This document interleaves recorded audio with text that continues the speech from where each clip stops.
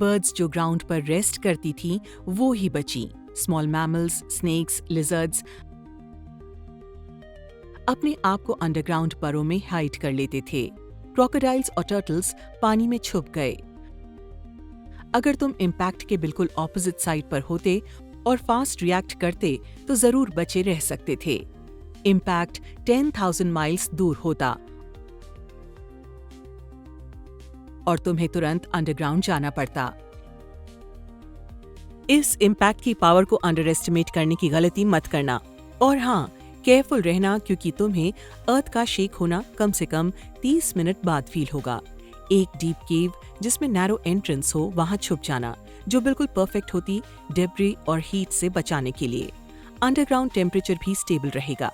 कुछ केव्स में natural water source भी होता है, जैसे कि रिवर्स और स्ट्रीम्स, और तुम इंसेक्ट्स, फंगाई या छोटे जानवरों को खाकर सर्वाइव कर सकते हो।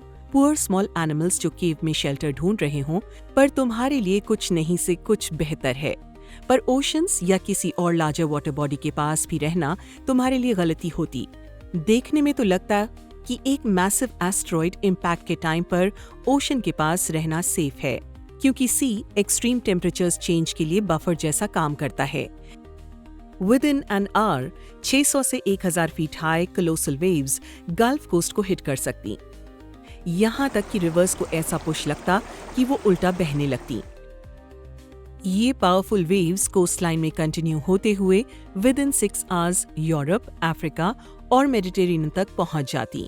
और 15 घंटे के अंदर ऐसी कोई कोस्टलाइन नहीं होती जो इसके इम्पैक्ट का शिकार ना हुई हो। चलो मान लेते हैं, अगर तुम इनिशियल ब्लास्ट से बचे भी हो तो भी तुम्हारी प्रॉब्लम्स अभी खत्म नहीं होती, बल्कि शुरू हुई है। चिकागो एस्टेरॉयड के इम्पैक्ट एरिया में सल्फर था, जो 100 बिलियन टन्स एटमॉस्फेयर में गया, और साथ ही साथ एक इनॉर्मस अमाउंट ऑफ वाटर भी एटमॉस्फेयर में रिलीज हुआ, जिससे एसिड रेन और स्नो स्टॉर्म क्रिएट होता है। कोल्डर प्लेसेस में ह्यूज स्नो स्टॉर्म्स लैंड को स्नो के नीचे बरी कर देते हैं, और ये डे बाय डे इंक्रीज होता है। साथ ही बहुत सारा ऑयल वेपराइज होता है, जो सूत बनकर एटमॉस्फेयर को बिल्कुल किसी ब्लैक पेंट की तरह कवर कर देता है।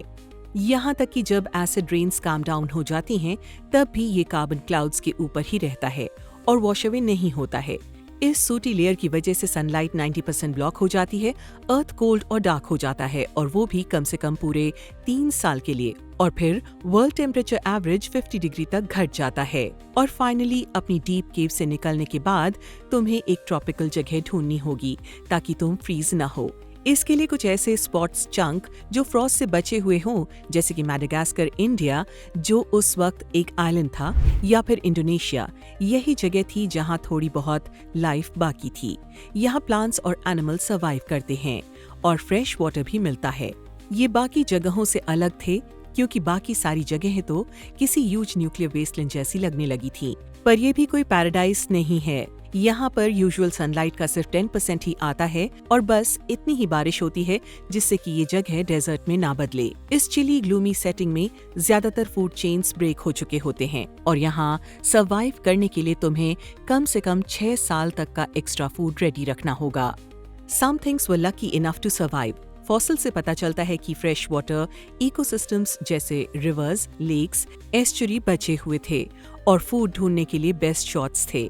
Turtles, crocodiles, fish, clams, small crustaceans और स्नेल्स भी सर्वाइव कर गए थे। यहाँ तुम्हें फूड मिल सकता था। ये जगह गर्म तो थी, मगर फिर भी वॉक इन द पार्क नहीं थी। यहाँ भी तुम्हें वार्म क्लोथ्स पैक करके ले जाने पड़ते, क्योंकि क्लाइमेट बहुत ठंडा हो गया था। अगर सब चीज ऐड करें तो चिकागो एस्टेरॉयड के सर्वाइवल का बेस्ट स्पॉट होगा इंडोनेशिया, एक माउंटेनियस ट्रॉपिकल कंट्री जिसमें बहुत सारे आइलैंड्स हैं। यहाँ टेम्परेचर्स वेरिएबल होते हैं, थोड़ा पानी मिलता और केव्स तुम्हें शेल्टर प्रोवाइड करती। ये सब तुम्हें फॉलिंग टेक्टाइड्स और इंटेंस हीट से बचा सकते थे। तुम रिवर्स और लेक्स में फूड भी ढूंढ सकते। बस एक वार्निंग है, अगर तुम फूड स्कैवेंजिंग करते हुए श्रू लाइक क्रीचर्स देखो तो प्लीज लेट देम बी, क्योंकि टाइम ट्रैवलर न जाने उनमें से कितने ही चिकागो को सर्वाइव कर पाए होंगे, और उन्हें हार्म करना ह्यूमैनिटी के फ्यूचर के लिए अनफॉर्सीन इफेक्ट्स ला सकता है। शायद वही तुम्हारे ग्रेट ग्रेट ग्रेट ग्रैंडफादर्स के एंसेस्टर्स थे, इसलिए डोंट ईट देम।